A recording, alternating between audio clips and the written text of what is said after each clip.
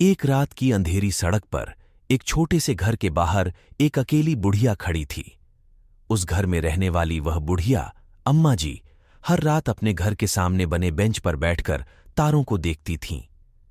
एक दिन उसने एक छोरी को देखा जो उसके घर के आसपास घूम रही थी। छोरी ने अम्मा जी को देखा। दादी जी, क्या आप मुझे एक कहानी सुना सकती हैं? अम्मा जी मुस्कुराती हुई कहती हैं, हाँ, जरूर। उनकी बातें छोरी को खींच लाती हैं। छोरी बोलती है, दादी जी, आपने कभी किसी अजीब इंसान को देखा है यहां पर? अम्मा जी ने एक पल के लिए सोचा, फिर कहती हैं, हाँ, कई सालों पहले एक आदमी यहां आया था। वह रोज रात को किसी औरत के साथ मिलने आता था।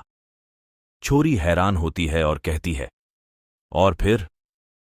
अम्मा जी के चेहरे पर एक अजीब सी मुस्कान थी। उन्होंने कहा, वह आदमी और वह औरत दोनों रात को गायब हो गए, लेकिन एक दिन उन दोनों के छोटे बच्चे वहां पर आए और उन्हें ढूंढने लगे।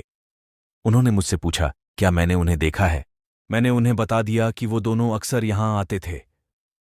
छोरी के चेहरे पर डर और हैरानी थी। तो फिर उन बच्चों ने क्या किया?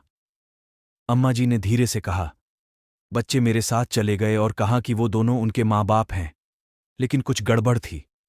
उनकी आंखों में एक अजीब सी चमक थी। छोरी ने जल्दी से पूछा, फिर? अम्मा जी ने मुस्कुराया और कहा, बच्चे मुझसे मिलने आते हैं और मुझसे कुछ पूछते रहते हैं, लेकिन मैंने उन्हें कुछ नहीं बताया। लेकिन वे बच्चे आज भी यहां आते हैं और मुझसे मिलते रहते हैं। उनकी आंखों में अब कुछ अलग सी चमक है। छोरी को डर लगने लगता है। उसने अम्मा जी से कहा, दादी जी, मैं आपसे कभी फिर मिलने नहीं आऊंगी। उसने जल्दी से वहां से भागना शुरू किया। आपको कहानी कैसे लगी? अच्छे लगे तो कमेंट करके जरूर